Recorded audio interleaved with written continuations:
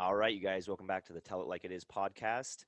I just wanted to say sorry for being so absent over the last 4 or 5 weeks. We really tried keeping up with this podcast, but I have to say that with Alessia being as pregnant as she is, it's been very difficult.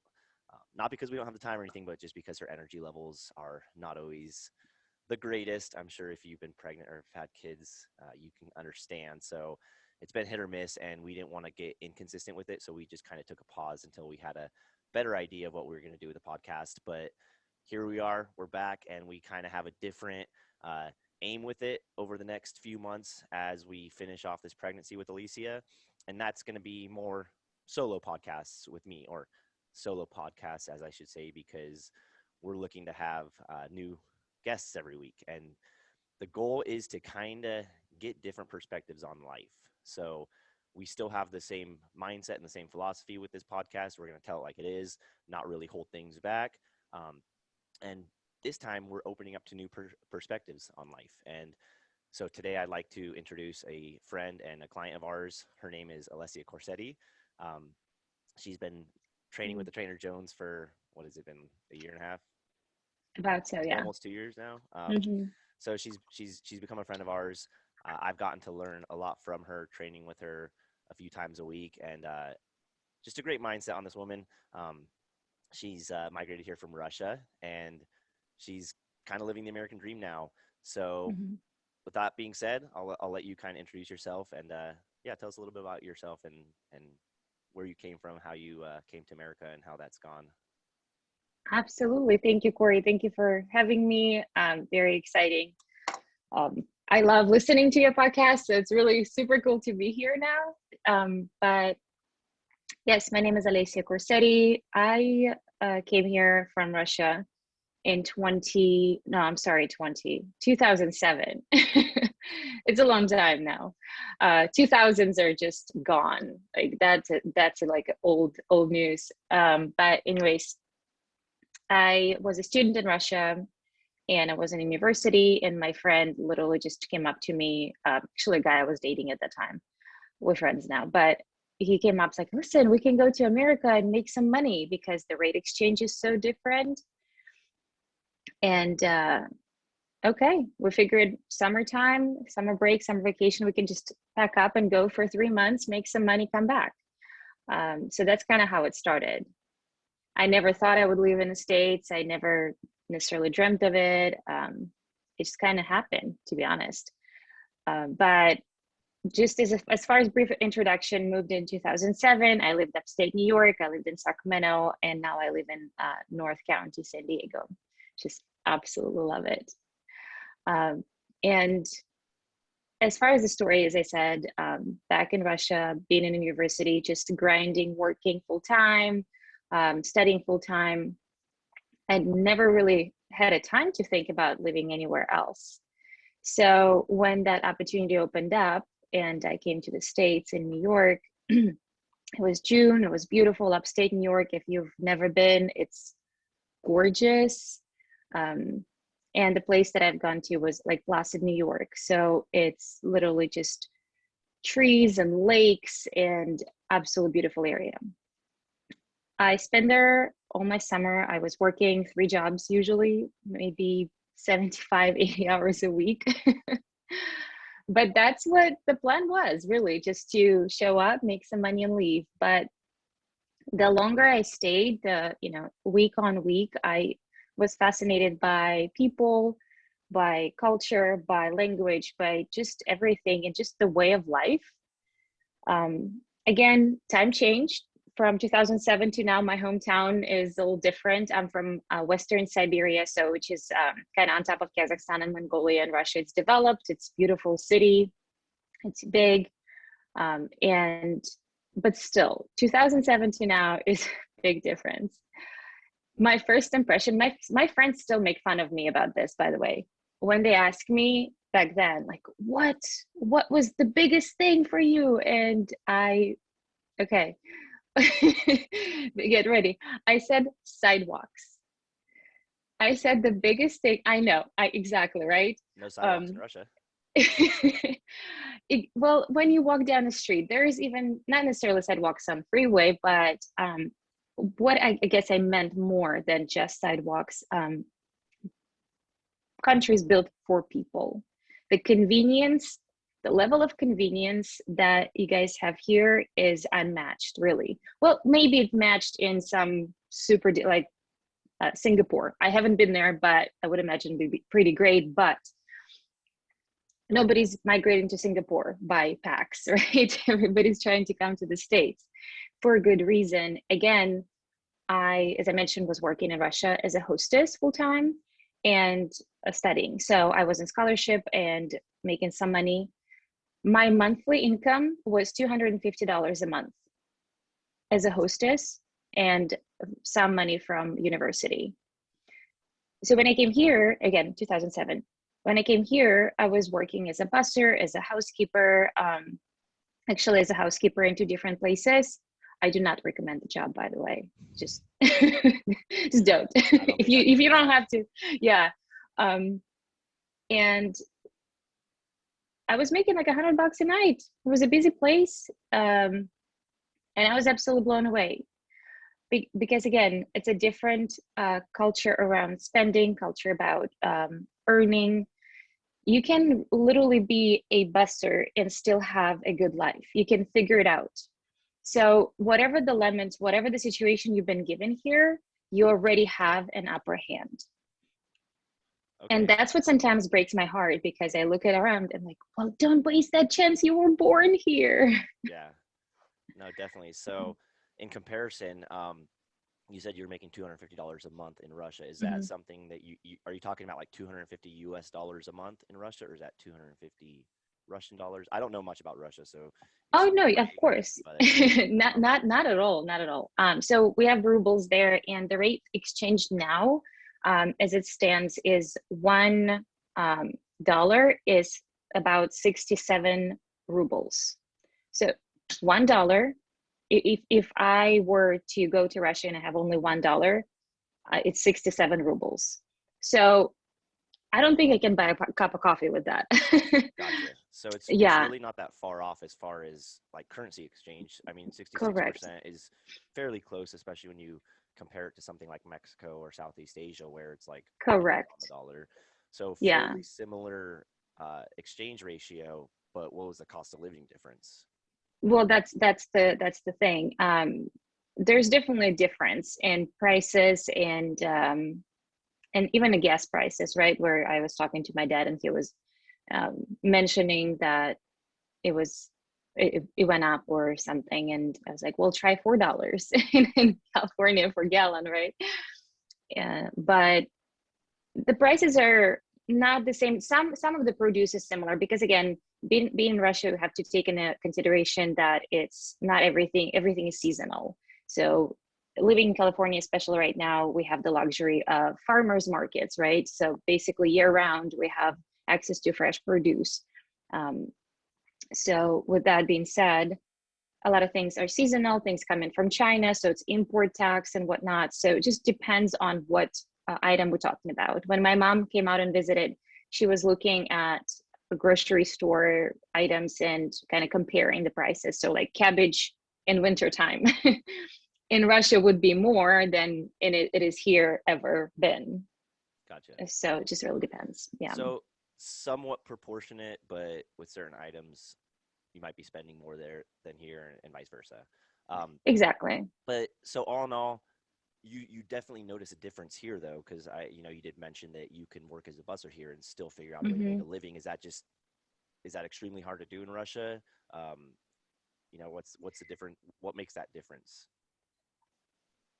I guess, again, take into consideration, I was 20 when I left. So I've experienced only so much at that time. And again, we're talking about 2000s, but I feel like you can travel or buy a car a little bit easier here and find a place to rent. Because at that time in Russia, I didn't really have to worry about rent. I barely lived at home. I was just always either working or at school. So I still had a place at my parents', but I didn't necessarily have to deal with this. But with the idea of traveling, even, it's very expensive to travel in Russia. unless you have a car, you can just drive around a little bit, close distance. But for some reason, it always felt like anywhere we would go, anywhere there's a plane ticket, it's expensive because Russia is a big country. If you want to go somewhere, it's going to be far. And if you want to take a train, it's going to be 3 days. So here we have a little bit tighter packed country that offers so many different places. We can literally jump in a car, go to Arizona. We can go to Palm Desert here in Sacramento where I lived. It was heaven. I could go to Lake Tahoe in hour and a half, 2 hours. San Francisco's right over here in Napa. So it's very like the proximity of places a little different too. Gotcha. So kind of like how Yeah. California is to the United States, where in California you can see snow, you can go to the beach, you can go off-roading, you can do many different things. Even in, you could do that all in one day, technically, if Mhm. you tried. Um, is that kind of how you would say like the United States is then compared to Russia, whereas the United States, there's just a lot more versatility and a lot more that you can um, experience in a smaller Exactly. area, right? Okay. Cool. Yeah. Yeah. Yeah. We've traveled the world. I've been to Southeast Asia. I've been to India. I've been to Mexico many times. We've been to Greece. Hmm. We've been to a lot of places. Um, Russia's never been one of them. And I don't know if that's because there's no desire to travel there due to its climate and due to its culture. Hmm. I think a lot of that has to do with um, the perception that Americans have on Russia. You know, I Yeah, think it gets kind absolutely. of a bad rap. And I know you and I have talked about it a few times with Hmm. Putin and how he handles Russia. I don't know if it's something that the media um, the media portrays it as a super bad place or super communist or whatever. But from what I hear about it, it sounds like a fairly nice place and not really all that far different from the United States based on the conversations you and I Right. have had. Yeah. And it is definitely a very different place at this time. Even from speaking with my parents, still live there. My whole family is there, and they make it work, right? Mm-hmm. My brother is very successful entrepreneur. He's doing a great job. He was just in Moscow, then he went somewhere else. So there are definitely opportunities if you want to take them, but it seems like it's a little bit more challenging to get through to that next level if you really want to, right? Okay. Um, it's definitely the communism was gone in what 1991, so we're very open as far as the global economy country. Um, it's just expensive. There's no middle class, right? So when you step back and look at it, you're like, you have this people and you have, you know, average, so to speak, middle class, but they're really not if Yeah. if you look at the comparison. Yeah.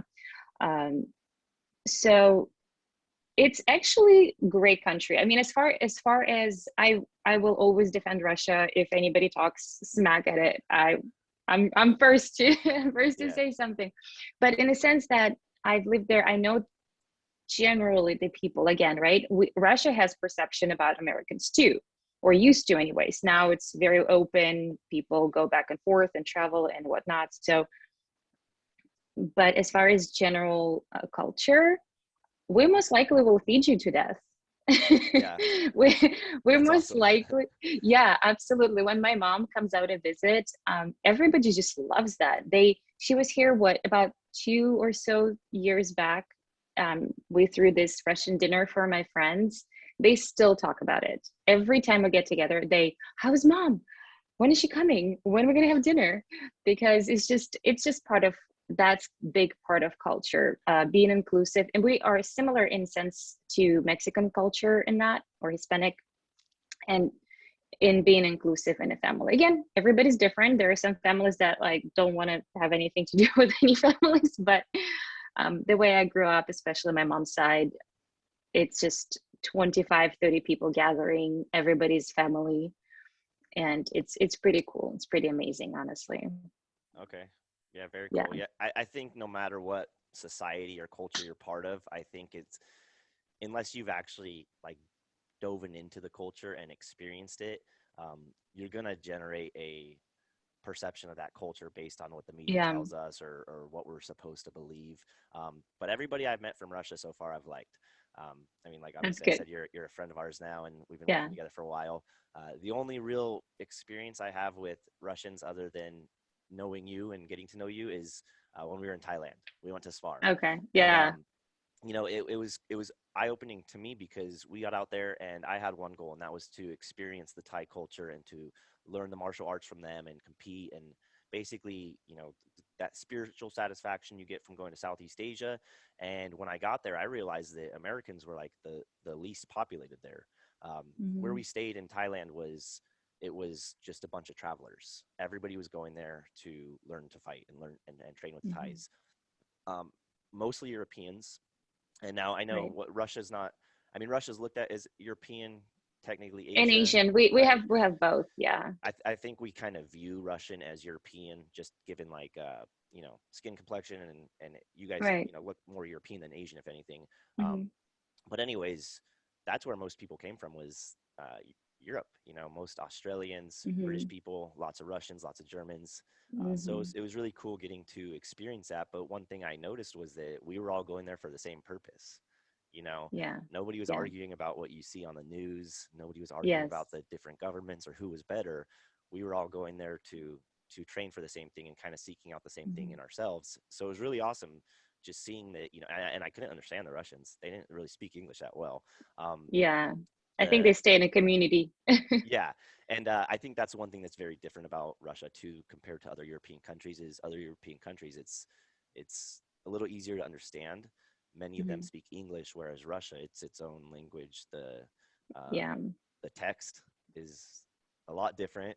Very. It's kind of like Thai or another Asian, where they don't use standard alphabet letters.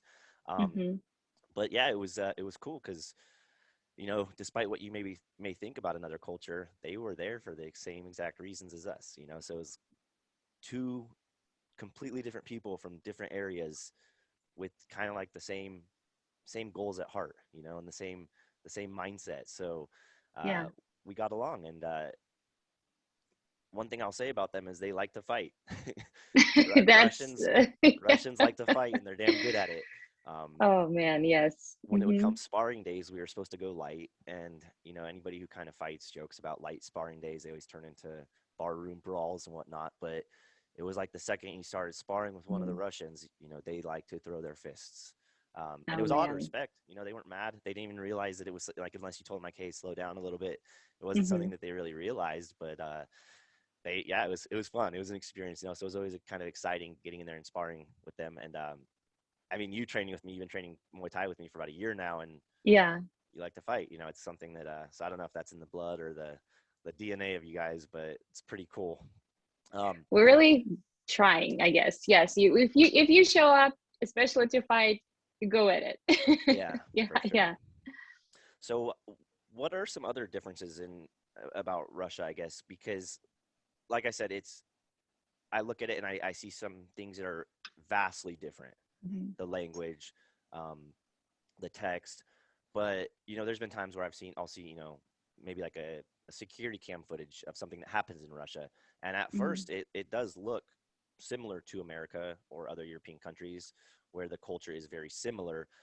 What are some of the big differences, I guess you would say, between living in America, living in Russia, other than the cost and whatnot? Do you guys do 9 to 5s there? Is it like Monday through Mhm. Fridays a work week? Typical culture Sure. differences. Yeah, absolutely. Um, let me let me go back for almost 14 years now. But the job, people are people everywhere, Of course. and I think Russia has experienced different pressure points, different what not necessarily oppressions, right? If we look at thousands years of history of Russia, we're not a very young country. We're a pretty old established country, but there's always something that we had to overcome. And so because there's so much pressure on nation, and with communism especially, communism was a huge pressure on nation. Yeah. So people had to get creative. So one thing I want to point out, and I'll answer your question directly, but uh, when there's a lot of pressure, inevitably people start to think about ways to figure it out, right? They will go a little bit around the system. So there, that's the ingenuity in Russians. So I think that's one, maybe not necessarily difference, but a trait or characteristics of Russian people sometimes, and it can be either good or bad, to be honest, because Yeah. I'm not necessarily going to buy a car from a Russian guy. Because they're gonna figure So out a way you to sell it. because we don't know what happened to that car. It may look brand new, but Yeah. I don't know what this car been, what it looked like before. And Yeah. it's not always like that, but I'm just saying there is a possibility of that. So it's better to double check, especially when it comes to cars and whatnot. But as far as comparison in jobs, I mean, there's of course 9 to 5s. I had interned for like municipality director in Russia, and it was regular office job essentially. You know, you show up, you have your screens, you have your computer, and you do your thing. So a lot of my friends, I have an engineering, economics, and construction management degree. That's what it is. And a lot of my peers either running their own construction, like a general construction companies, or they work for such companies. So very, very similar in that regard. So everybody just wants to have a job, show up, do the thing. It's very similar in that regard, We're all definitely. just humans trying to make it through life and get some sort of Hmm. enjoyment and fulfillment out of it. Just different parts of the world and different governments probably is, I'm sure, has a lot of Yeah, influence. yeah. And Um, it's definitely one thing I think it's still very much well in the life is a little bit of a patriarchy in the sense that the man is a provider and then the woman is a woman. It doesn't necessarily mean my mom technically makes more than my dad, but when as society views, he's still a husband, he's still a father, he's a provider, and woman is kind of a driving force behind that. So I feel like that's still very much well and alive. And where in the States, it's a little bit different. So one of the big differences also when it comes to family dynamics and whatnot, I'm 33 years old. And if we're looking at me here versus at me in Russia, I'd be an old news. Nobody would look at me. But because again, perception and age is a little bit different. People get married early there, they have kids early there. The plan for a person really is to go to university. You graduate by 21. You most likely already either married or pregnant or about to get married. And that's exactly what happened to my brother. He out of university, he got married. They ended up divorcing, but it's fine. He's remarried, has an adorable son. I'm an auntie. awesome. Um, but again, he's younger. So that's one of the big differences on a large scale, essentially.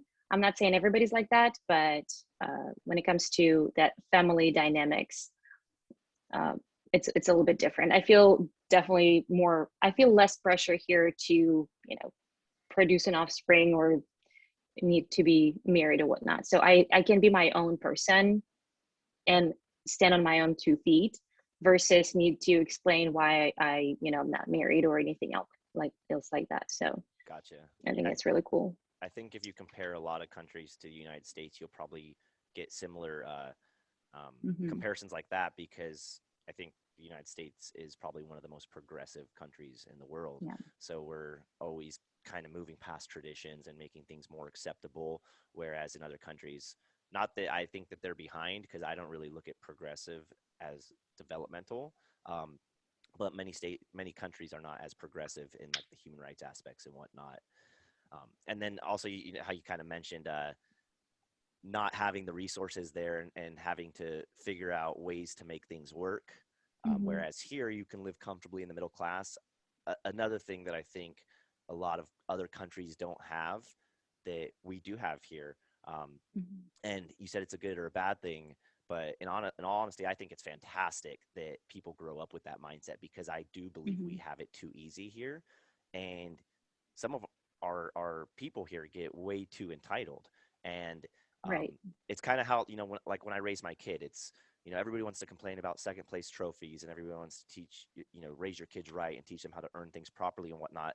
But I think our government as a whole is kind of failing at that because, I'm all for governments taking care of their people, but I think at some point you got to teach people to do things the right way and teach people to take Mhm. ownership, you know? So in other Yeah. countries, that might be a bad thing because you're literally trying to survive. You know, you're trying to figure out how to get food.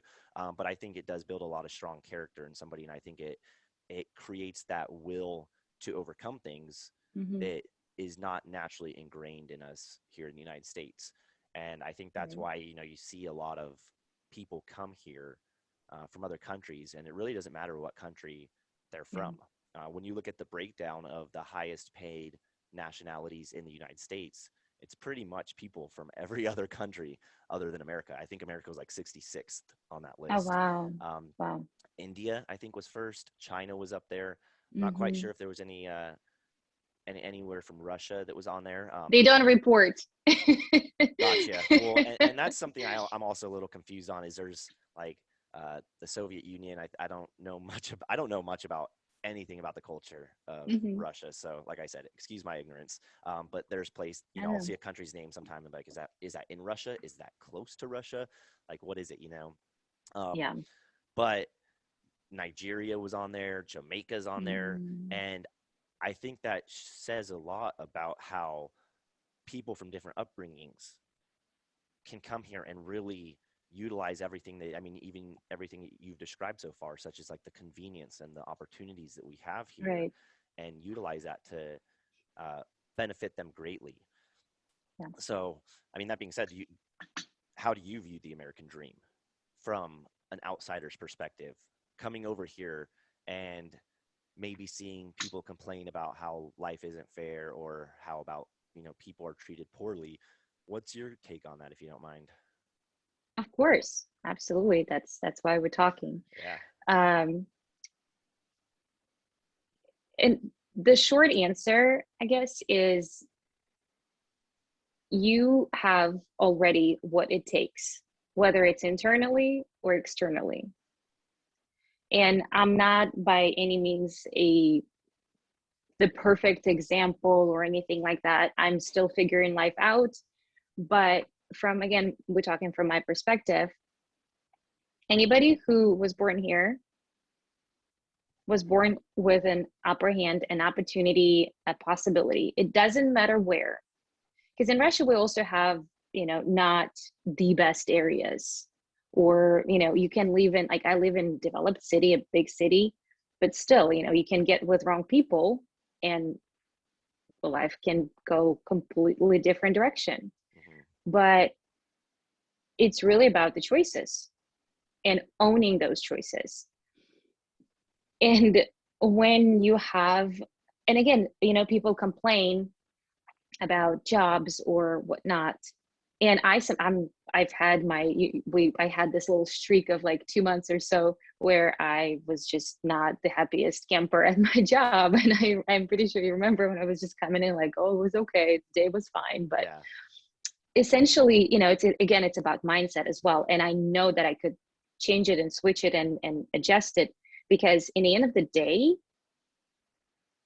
it's my job is a great gig, but what is it? Is it means to a next step? What is it I'm trying to achieve, right? So when people complain and that don't can do this or this is wrong, in the end of the day, we have to look at ourselves, at our choices, at our perceptions. Because if we're talking about living here versus living anywhere else, we're so freaking blessed. We're just like, here's a plate of opportunities for you, go take it. And as I mentioned, as a busser, if you know and I know that not everybody wants to be a server or busser or whatever, but if for some reason I find myself jobless tomorrow, guess what? I can figure it out pretty much on the fly. I can walk down the street and get a job. It's a fact. I'm not even questioning that. The help wanted at 7-Eleven down the street. Yeah. Like, not my dream job. But if you really want it, people work 3 jobs if they're necessary, right? So, and I mean, in Russia, the same. My mom works around the clock and whatnot. But say she makes $600 a month in US dollars, Hmm. which is, they pay some bills and they, have groceries and whatever, and they don't really have like lavish things. My dad obviously makes money with his business and they together and whatnot. So there is an additional stream of income that supports them. But essentially, it's harder for her to just turn around and just come up with something to create there, because it's not, the demand is not there. The people are not as open to those things. So yeah, absolutely. It's just, it comes down to that mindset of, no, do not expect the handout, because if you start taking the handout, which nothing wrong with welfare and support when people in need. I had friends that absolutely needed that. I was very close myself once to needing some support, whether it's, place to live or whatnot. So it's incredible. So on that side, it's great that the country has that type of support and offer and whatnot. It just gets abused. But again, it comes down to people. People are people everywhere. Of course. But yeah, choices, perspectives, and ownership of both. Yeah, absolutely. And if you've Yeah. listened to the Dadcast podcast, the other podcast that I talk on, ownership is the one thing I truly relate everything to. And it doesn't matter Mm-hmm. what it is. Like if you take ownership for everything, I think that you're gonna see growth from that, and you're gonna see opportunities come of it. Yeah. And to be fair to you, it's, yes, I was there when you would come in and complain about your job, but it's not like you were coming in and complaining and saying you just don't get paid enough or this or that. Like Yeah. you, from what I have gathered from you, you're always very grateful for every opportunity you have. Yeah. Um, I think with you, it was just a little, you weren't feeling the fulfillment that you would like to be feeling from it. Right. You Yeah. weren't saying that you work too hard and don't get paid enough. You weren't saying that life wasn't fair. You were just Mm-hmm. and assessing your own current state of affairs and deciding, Right. okay, is this something I Yeah. really want to continue doing? And I think that's a Mm-hmm. great thing to do. But yeah, I mean, that's people complain about our cost of living all the time and say, well, I get this all the time where people say, don't you think that somebody should be able to uh, make a living wage at any job they have? And I think there's so many variables to take into consideration to answer that Mm-hmm. question, that it's not a simple yes or no question. To Right. be honest, I don't know what people deserve. That's not up to me to decide. Um, Yeah. but what I do know is that if people do take on that mindset that you speak of and take on that Mm-hmm. ownership, there's a good chance that they're going to find themselves in a better place. They're going to grow through things. And, people talk about entry level jobs and this and that. And, at the end of the day, like I said, who knows what's fair and what isn't, but what Mm-hmm. is most important is that you can take any one of those jobs and you can make your way up the ranks. You can take any one of Yeah. those jobs and get another job outside of those hours, or start taking time to invest in entrepreneurship on the side. I'm saying we do have that Yeah. opportunity in America. And, a lot of times I think it's probably decisions people make. We're talking about decisions being made. Um, if you have the lowest paying job in California, what other decisions are you making? Where are you trying to live? Because I know if you live in Escondido, you can get an apartment for a lot cheaper than if you live in Carlsbad. But do you Right. want that nice house? Do you want to live closer to the beach? Mm-hmm. Like, are you taking preferences over necessities? What I'm saying? Yes. There's a lot more that goes into it than just, well, you should get paid this much because you do this. And I definitely think that that's a Absolutely. mindset that people who Mm-hmm. come to America from other countries have, that we don't have here. So, And in all fairness, when you live somewhere, you kind of forget what's around a little bit, right? Because we get into our everyday lives and get we can live comfortable. by the beach, right? Exactly. And all of a sudden, like, oh, there is ocean there. 5 days went by and just completely blanked, right? So it's, again, it kind of maintaining that awareness about your life, about your gratitude, about where, what do you want? So revisiting those things and prioritizing, like you said, priorities for, what do you want versus the necessities too. So, and again, everybody's different. Every person is different. So everybody going to put different effort into what they want. So I personally, it's good to have the minimum wage, of course. You know, when I came to New York and I was working in a restaurant, the minimum wage there was $4.72. Oh wow. I think. No, it ended up being that. I'm pretty sure it was in like threes. So I would show up every day at the restaurant in New York and it's $3 and something, right? And so I would live on tip, of course. But again, it's different. Like New York, the price is a little different, but still, you can really quite live on that minimum wage. You can or you cannot. You cannot. I mean, $3 and or even $4. It's you have to collect in some hours, which I did. As I mentioned, I was working long weeks, but still, every okay. So I'll give you an example, and I'm not talking down on anyone at all, but and you can cut it out from from the podcast if you want to, but Ah, let's hear it. so I was just in a pharmacy. I was picking something up, and there's this lady. She's a little older, and she definitely was not happy. It was about 8 p.m., and she was just not happy to be there. She was fine to me, but she was just pissy and like, she's like, oh shit, something. She was clocking something on a computer, being all irritated. So And I was very nice. I was trying to make conversation. So what I learned is this lady was told to work till 9 p.m. And she told her boss she'll be leaving at 8 because she's a union worker. Again, I'm not knocking unions. I think it's great that people have protection because people definitely, sometimes are put in a disadvantage or unfavorable situations or whatnot. So it's good to have the checks and balances. But it was very interesting. She had mentioned that her boss came from Walmart. And I know that Walmart gets bad rap generally in the States. Not so much in Midwest, but here I think I got that feeling. I've shopped at Walmart. They have everything. It's cheap, it's easy, convenient. You go in, go out, done. Oh yeah. Yeah. So she was like, well, he came from Walmart, the boss in the pharmacy, and they just abuse their people. So you can look, okay, they abuse their people, but those people have jobs, Hmm. right?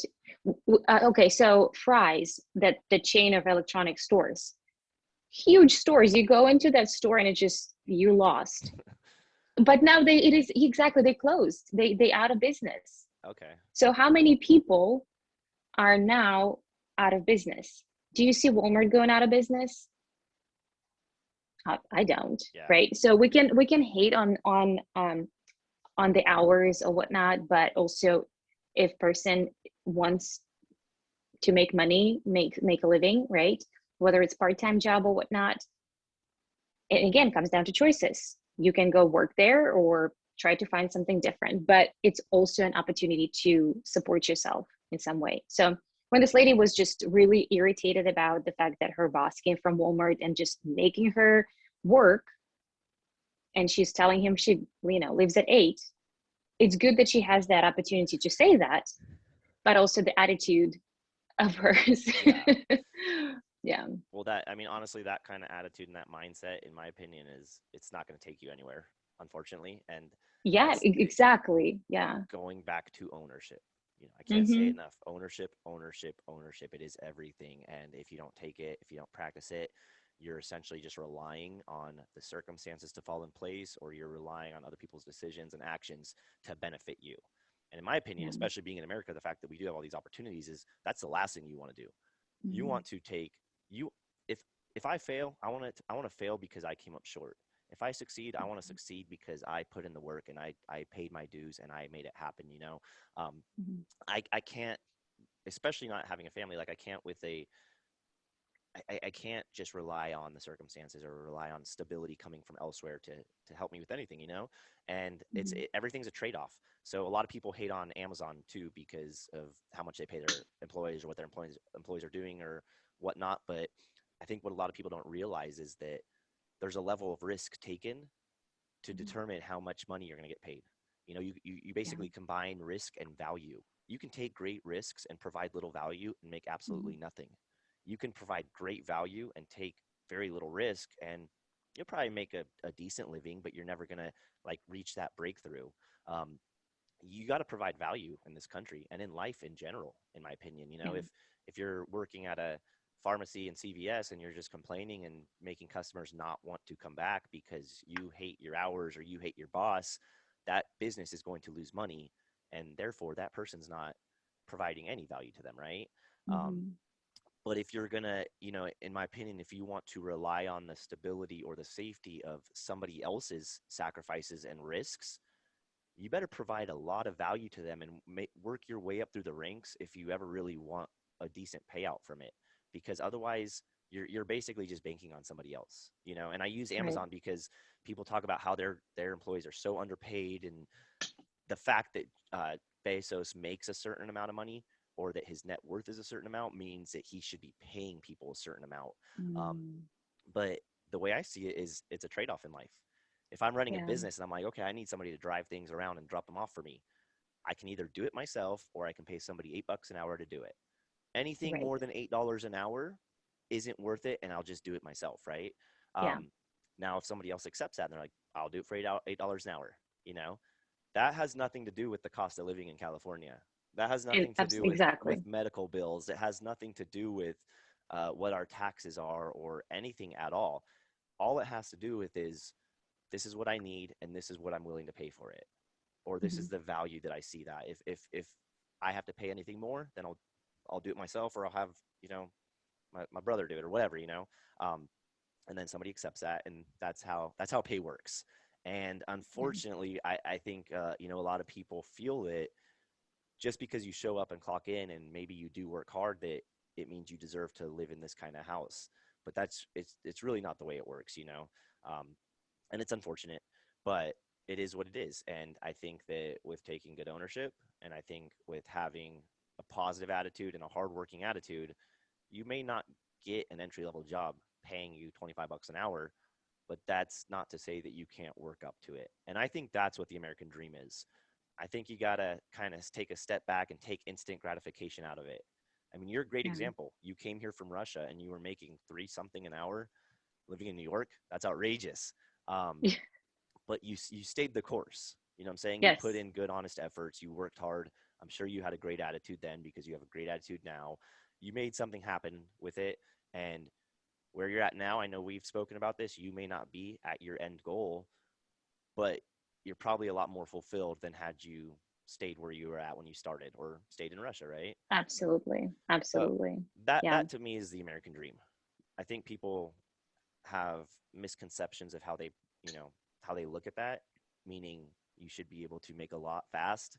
When in reality is it's the opportunity to grow. It's the opportunity uh, Exactly. to create new Evolve. Yeah. opportunities and evolve.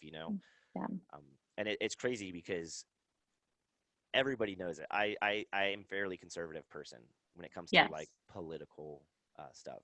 And just to be frank about that, I'm not a hardcore conservative. I'm not like, everything conservative or die. Yeah. In fact, I see a lot of good in liberal policy, and I see Hmm. where a lot of it comes from the heart and how it's intended to help people. I just don't necessarily agree with everything and the um, the execution of everything.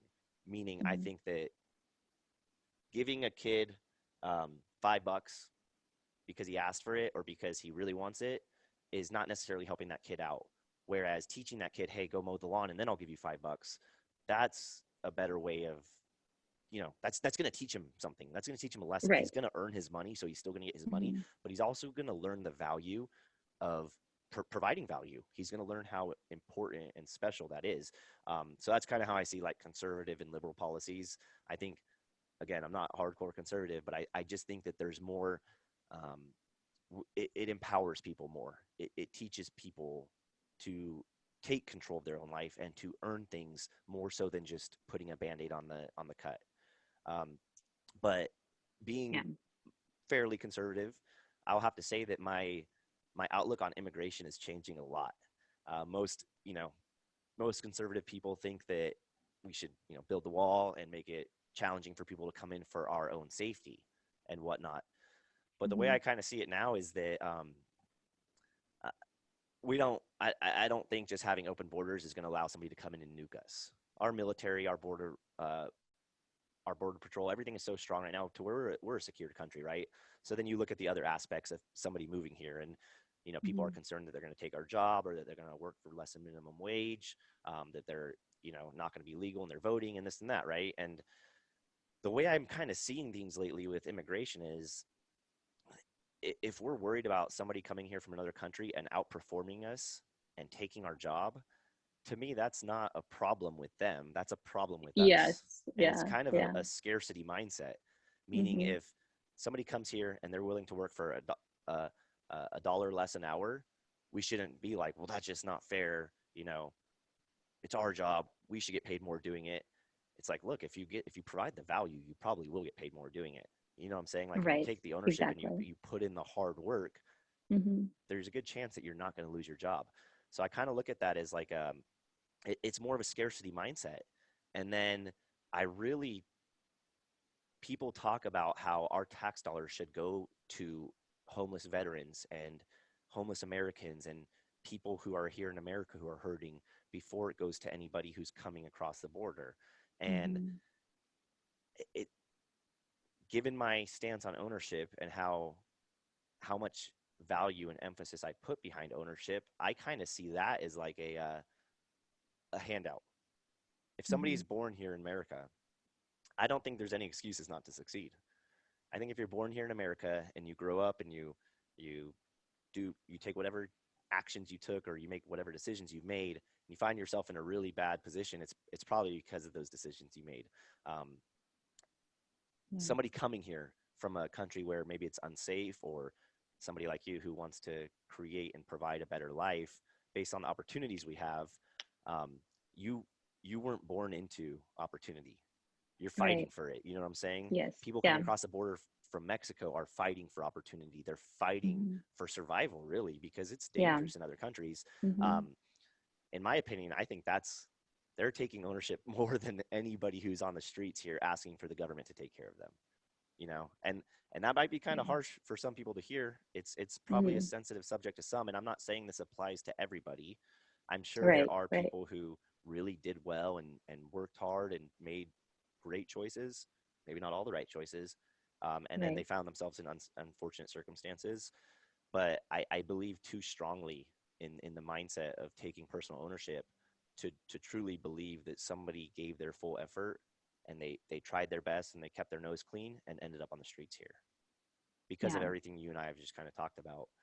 Right. So, I'll say it proudly, as a conservative, I'm starting to think that if they want to come in and work hard, if people want to come across and work hard, Hmm. they ain't stealing our jobs. We're Yeah. giving them up if we're not willing to work hard enough as it is. And Absolutely. unfortunately, I think that that's a consequence of our government's actions. I think it's a consequence of how our society views things and how we fight so much for these handouts, that it's kind of made Americans complacent. Yeah. It is a sensitive subject, but also, there's so many. I feel like so many other layers to it too. It's Of not just course, sensitive; it's complex, right? But very complex. essentially, when it comes to immigration, my blood starts to boil a little bit. Yeah, It's not easy, it's not cheap, it's a process, it's daunting, and raises my blood pressure and the whole thing. But when I see people come into the country, and I've seen immigrants that come in and they're just like, well, I have everything provided for me, I have cars and food and place to live. But then, and they get passports and whatnot, and they start traveling. And then here's example of my friend. She is a mother of two now. We from the same hometown in Russia, and she's fighting tooth and nail for her papers. It's hmm been almost 10-year fight, and she goes to hearing after hearing after hearing. She has one parking ticket. She pays her taxes, but they would not approve whatever needs to be approved. So they show up to hearing. The prosecution's quiet. The defense has nothing to say because prosecution didn't say anything. So they're sitting there like, okay, well, we're gonna do, and the judge like, well, we're gonna reschedule. So it just said to me to see that people who just really try to make their living and paying taxes for those who come and take advantage of it. I'm not a citizen, I still pay taxes, right? So the other immigrants who come in here, they benefit from it. Anybody who, on welfare or whatnot, they benefit from it.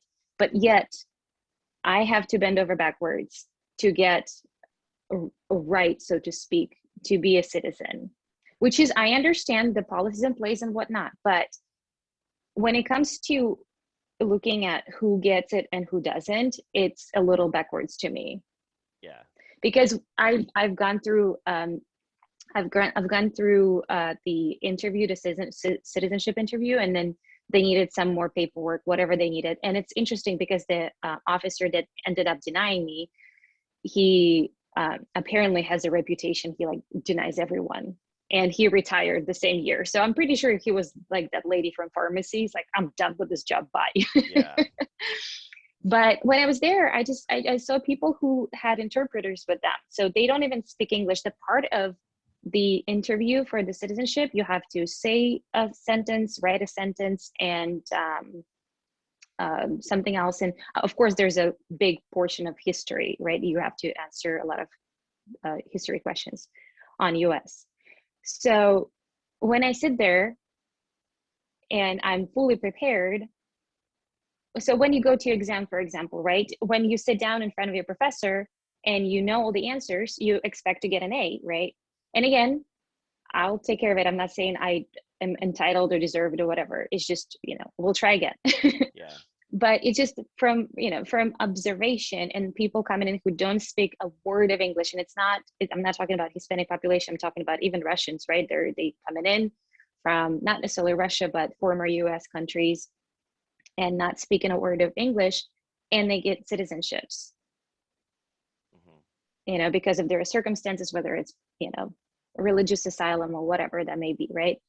So it's just interesting how it works. The whole system is just, I'm just sitting back and observing at this point. Like, I'm doing my thing, it's fine, everything is fine. Yeah. But But here's the um thing that you should also yeah, remember is you are working very hard. You're creating yeah, something, and you're kind of that example I talked about earlier where I said you can give a kid $5 or you can make him earn it. You know, yeah, so yes, yeah. some people may be coming in here and taking advantage of the system or contributing nothing and living a decent life. But Mm-hmm. unless they do put in the work that you're putting in, unless they do build something and grow into something great one day, that's going to be the greatest that they reach. You know what I'm saying? Because you Mm-hmm. don't just get lucky in life. Some people do; they win the lottery, but those people who can't handle it also Is lose it their lucky though? opportunity. So yeah, it, I mean, well, not really, because most people who get One lucky to win the lottery, yeah, lottery lose it faster than they won it. So, yeah, um, but that again, that comes down to the mindset. They're not. yes, They yeah, didn't yeah. work for it. They don't value it. Mm-mm. Money is not the answer to everything. Money Yeah. and free things, they're bandages, in my opinion. It's like you're putting a Mm-hmm. bandage on a scrape when you just let it air dry out and it'll be fine. Toughen Yeah. up a little bit, but it's something for you to be proud of. You're working hard, you're doing things right, and I do feel pretty terrible that it is so hard for some people to come to America. And again, that's where I don't lean as conservatively as most people. They're like, well, do it right or don't come in at all. And I think that that's very easy to say when you're living in a country like America where your life is comfortable.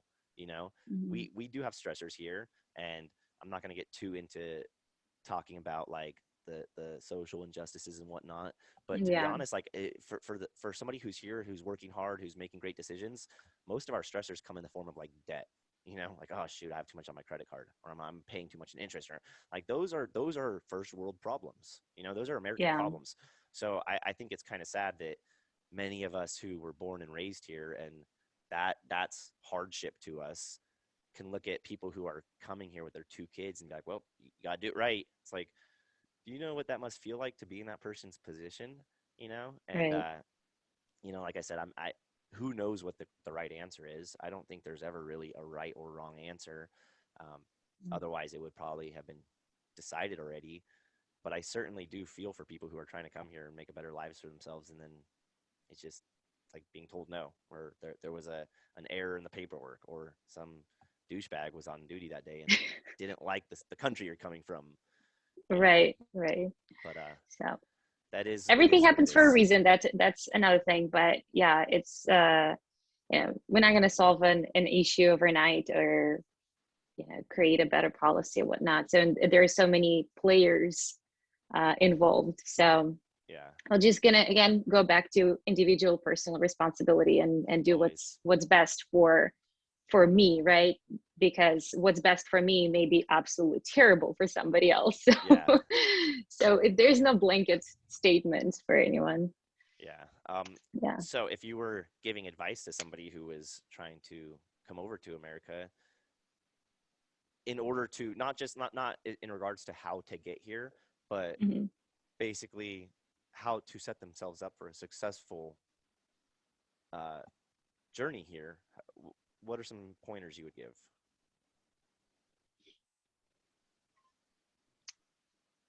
Good question. I'd say keep an open mind.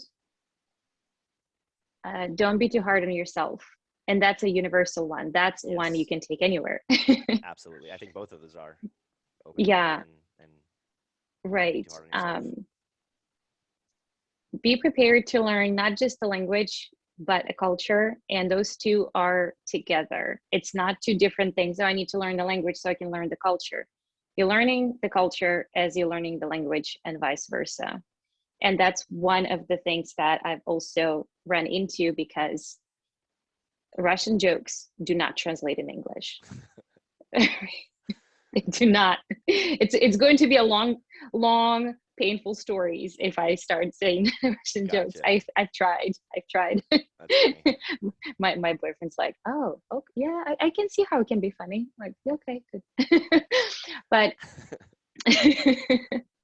so, and I mean, it's vice versa, right? But because language is culture, it's like carrying that traditions, cultures, views. So I guess don't we bring yourself with you, but do not push yourself on the country. So coming into the States, partially why I was never part of the Russian communities anywhere, because I wanted to really embrace where I'm at. You can take a girl from Russia, but not Russia at a girl, right? So Mm-hmm. I will always be that. I'll make Russian food if necessary, whatever it is. But I'm not going to walk around pushing Russia on anyone, or Russian views or ways, or unless it actually better work, right? No. Yeah. But be respectful, I guess. That's what I'm trying to say. Be respectful of it, no matter where you go or migrating. Just open-minded, don't be too hard on yourself, and be respectful of the culture and the language and the ways of people, because that's, and again, can apply to any country, but especially the States, because we're so, and I say we because I've lived here for almost 14 years, and I can kind of, I've assimilated to the culture. People are more open-minded. There are more liberties here, which I freaking absolutely love. I love that. I love that people can do whatever the heck they want. Mm-hmm. They can love whoever they want. They can work wherever they want, or try to, right? And still, it's not fully, again, we're not going to go into social injustices, but compared to some other countries, even, okay, so I'll go there just a little bit if I can. Okay. Do I have just a second? Yeah, Okay. yeah, take your time. So not to take like a somber turn, but if something happens within a family, right? There's a family dispute and say in Russia, right, between husband and wife, and it gets violent, and somebody calls the police. They're not going to respond. They're going to be like, figure it out. Your husband and wife, go do that. Here you have laws in place, and which again, it can be taken advantage from. I've seen so many different situations where husband called on his wife, or wife called on his husband, and nothing actually happened, and then lives are ruined. Yeah. But when actually something happens, you have that protection. So it's good to have those things. But again, that's what I like about the country, that the laws are respected, feel a little bit more safe than, say, on streets of Russia. Yeah. And just being respectful of that, being mindful of who you are, your traditions, and interweave that together with new culture the best you can. Because again, we go back to bringing value, right? So if you're not complete POS, you do want to um, create some sort of legacy. It doesn't have to be an empire. It doesn't have to be, on billboards, but everything we do translates into everybody else's life, Hmm. one way or another. Right? I'm standing in line to the pharmacy, and this lady is just producing the bad juju, Yeah. and it's not reflecting greatly on me, right? So everything we do reflects out. So when you're immigrating, when you're considering moving somewhere or traveling somewhere, just keep that in mind. I think that's absolutely important. Being a world Yeah, traveler myself, I've learned that it's like going into somebody's home. If you go into somebody's home and you exactly. respect them and Yeah. say, "Hey, should I take my Mm-hmm. shoes off? Hey, can I use your restroom?" They tend to treat you a lot better. And I've noticed Yeah. that going into many other countries is I think, it's easy to fear speaking in somebody else's language because you're like, well, I really don't know how to speak it at all. But people truly Oh, I respect when you still do. try it out a little bit. You know what I'm saying though? Like they respect that Yeah. though. Like if you go to Mexico and you speak part Spanish, part English, they're going to respect that a little bit more than expecting them to cater to your culture. Um, Right. and and that's something I've seen in America too. Is like there are people who fight for us needing to accept every culture that comes in and migrates here. And I do agree. We do need to accept and respect them. But at the end of the day, when you're in a population where 99% speak this language, English, and then the 1% speak something else, sure, we should respect them for speaking other languages, and we should respect their culture, but they're going to have a lot better and easier of a time adapting to us Exactly. than expecting the Exactly. 99% to adapt to them. So I do think Exactly. I think it's important to respect everybody of all walks of life and Right. all Right. languages, and any effort that somebody gives, I'm going to respect. So if somebody comes in and they're speaking broken English to me, they're speaking part Spanish, part English, and they're kind of struggling, I would never look at somebody like that and laugh. That they're trying, they're giving their best effort to try to fit in. And not that I'm Mm-hmm. a fan of fitting in, but like I said, when you go to somebody else's home, when you go to somebody else's culture, you should adapt a little bit to them. Kind of show Absolutely. them that Yeah. respect. Yeah. And I strongly believe that, because I still just blown away for seeing how many people who lived here for such a long time. And some, I've met people who've lived here for 20 years and they still don't speak English. I mean, and we're talking about communities, right? In Brooklyn, particularly in New York, that they live in Brooklyn. It's like little Russia, or, little Jewish population where they just speak what they need to speak, and that's it. They don't leave the place. They stay there. Yeah. So you can certainly do that. But if you want to have good experience and kind of travel a little bit and see the place, then of course you need to be prepared and speak the language. And it is intimidating. Oh my gosh. Like, Yeah, very. I was scarred the first year. Okay, I was not scarred, but it was definitely challenging Challenging for because, sure. yeah, yeah. Somebody asked me for butter, and we study British English in Russia, so it's butter, and it's slower. But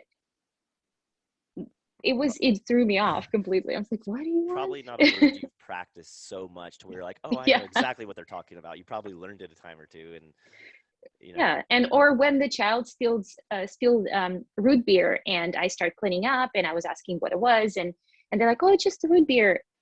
I was blown away. I was like, you give your child beer?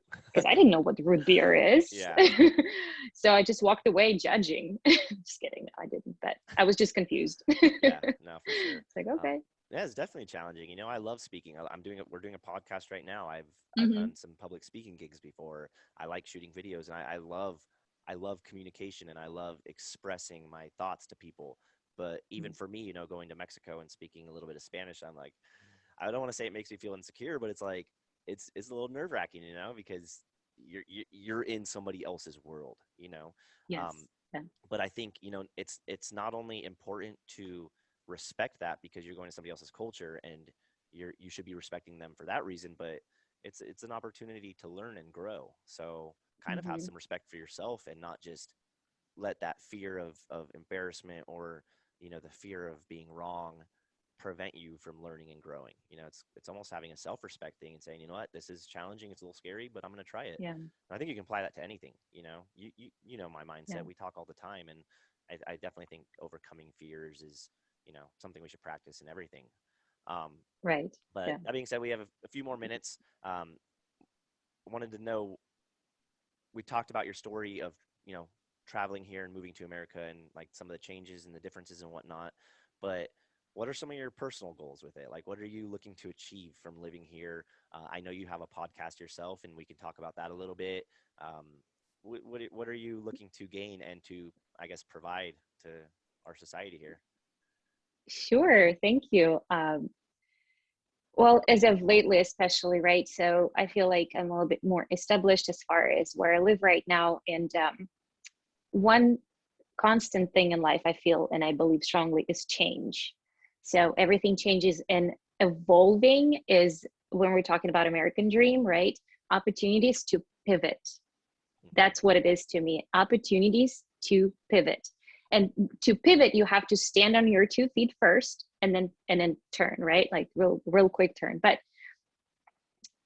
so I'm in my 9 to 5, so to speak, and I'm absolutely grateful. I kind of manifested the place, the job, essentially, when I lived in Sacramento, and I was sending out letters to San Diego for the headquarters. I'm like, oh, it would be really cool to live there. So while I do, I do enjoy what I do. I do help people, but building my own dream, I'm very passionate about fitness, wellness. Not and I guess when I say fitness, it's more of a all encompassing, right? So mind, body, soul. So I did start my podcast Up Level with Alessia Corsetti, like shameless plug on your podcast. We'll put it in the But description for this episode. yeah, thank you. Yeah, I'm on Apple, iTunes, I'm on Spotify, and we're brand new. It's a baby podcast. I'm just starting out, but I'm very excited to.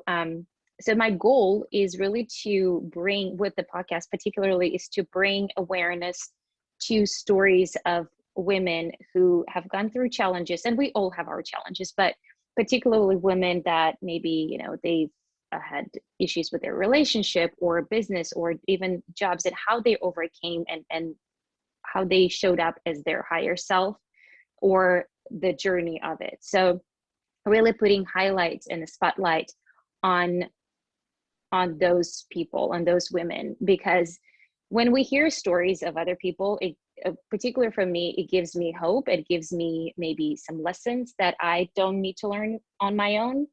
So my goal is really to take the mindset and the journey that I've gone through and lead and guide other people with that light, essentially, because it's easier to walk after somebody already walked through that tall grass, right? So Hmm. if I can do that for however many people, I feel the happiness expanding already, because it's just so fulfilling to me. Again, 9 to 5 is great, but what I truly, truly want is to kind of like lift those women, lift them up, because I know how hard the heart feels, and there is a better way. So if my better way or somebody else's better way can lead them to their true and highest self, and so they can express themselves better, they can do bigger things, they can face those fears and really impact the collective while they walk in their own path. That's it. That's going to be that's what I want. How exactly it's going to look like, what it's going to be, it's work in progress. There will be some fitness, there will be some mindset, most likely coaching together, but uh, it just brings me joy I love it. already. Yeah, It's phenomenal. And yeah, I think it's awesome to say that for you, especially though, that you've come to another country and you're really trying to make a huge positive impact on other people. You're coming here, yeah. you're empowering people. And I think that's amazing. And I think that also goes to Thank you. kind of back up my newer beliefs about immigration and, not being threatened Hmm. by it, but understanding the value that it can bring. Because like Right. I said, if people who are born and raised here aren't going to take advantage of the opportunities, but somebody's going to fight tooth and nail to get over here and then not just collect the paycheck or make money, but actually provide to the community that you're embedding yourself in, I think Hmm. that's amazing. I think you're going to go really far and do really well with that. So like I said, we'll, Thank we'll, you. we'll link you in the description. Absolutely. But yeah, any last thoughts by all means? If not though, I think it's a good time to wrap it up, and it's been awesome talking to Absolutely. you. Same here, Corey. Thank you so much for opportunity. It was a great conversation. But yeah, I hope you have an amazing day. And I think there is room for everyone, and everyone will have their own place in life, right? So again, opportunities and abundance of opportunities, and just in general, there's really no limit to what you can, or whatever you can do, you can essentially. Whether you think you can or whether you think you can't, you're right. That's another one. I couldn't agree with you anymore. Yeah. Thank you very much Thank for your you. time. If you guys want to hear more of the mindset and kind of see what Alessia is up to, go listen to her podcast. She said it's Up Level by Alessia Corsetti. It'll be linked in the description.